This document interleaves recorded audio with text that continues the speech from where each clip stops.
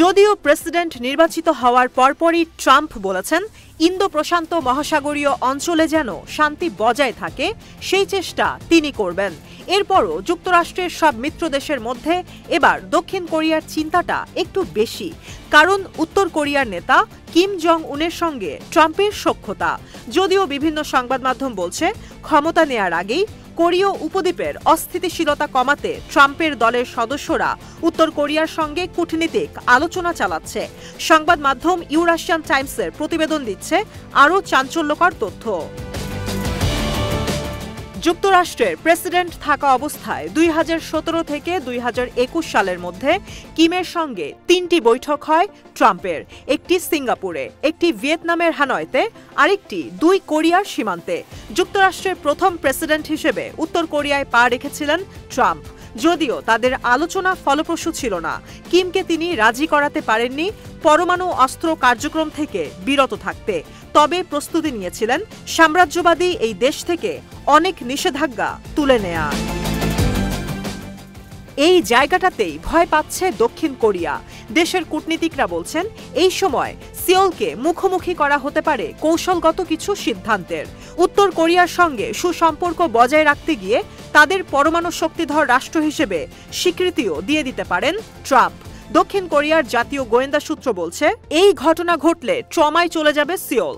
গেল 3 থেকে 4 দশক ধরে যুক্তরাষ্ট্রকে পরমাণু নিরস্ত্রীকরণ কার্যক্রম দিয়ে সহযোগিতা করে আসছে সিওল। এখন ট্রাম্প প্রশাসন পিয়ংইয়ংকে স্বীকৃতি দিলে সিওল হয়ে যাবে অসহায়।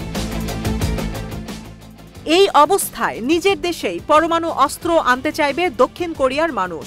অন্যভাবে 1970 সালে পরমাণু অস্ত্র নিয়ে যে চুক্তি স্বাক্ষর হয়েছিল সেটি থেকে বেরিয়ে যেতে পারে দক্ষিণ কোরিয়া। অবাক করার মতো হলেও জরিপ বলছে নিরাপত্তার কারণে এখন দক্ষিণ কোরিয়ার 70% মানুষই নিজ দেশের পরমাণু অস্ত্র থাকুক এটা সমর্থন করে। এমনকি পরমাণু অস্ত্র না থাকলে উত্তর কোরিয়ার দাস হয়ে যেতে পারে দক্ষিণ কোরিয়া, আসছে এমন মন্তব্য। অন্যদিকে দক্ষিণ কোরিয়ার কাছে পরমাণু অস্ত্র থাকা মানে এই অঞ্চলে ক্ষমতার সমতা থাকা।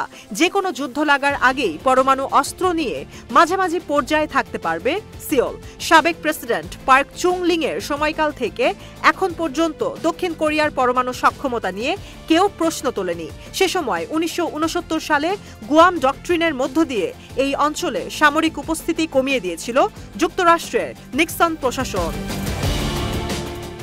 2004 সালে আন্তর্জাতিক আণবিক শক্তি সংস্থাকে সিওল জানায় তারা ইউরেনিয়াম সমৃদ্ধ করছে। জানা যায় ইউরেনিয়ামের চেয়ে বেশি তেজস্ক্রিয় প্লুটোনিয়াম আছে দক্ষিণ কোরিয়ার কাছে, যা দিয়ে 100 কিলোটনের 5000 পরমাণু অস্ত্র বানানো সম্ভব। এই সক্ষমতা নিয়ে যদি সিওল নিজের পায়ে দাঁড়ায়, $100 কোটি বিনিয়োগ করে মাত্র 6 মাসে পরমাণু অস্ত্র তৈরি করতে পারবে সিওল, যা নির্ভর করে উত্তর কোরিয়ার আগ্রাসী ভূমিকার ওপর। তবে দক্ষিণ কোরিয়া যদি পরমাণু শক্তিধর দেশ হয়ে ওঠে, সেখান থেকে সেনা প্রত্যাহার করে নেবে যুক্তরাষ্ট্র। ভেস্তে যাবে পরমাণু নিরস্ত্রীকরণ চুক্তি। জাপানের মতো আরও অনেক দেশ তখন পরমাণু শক্তিধর দেশে পরিণত হবে।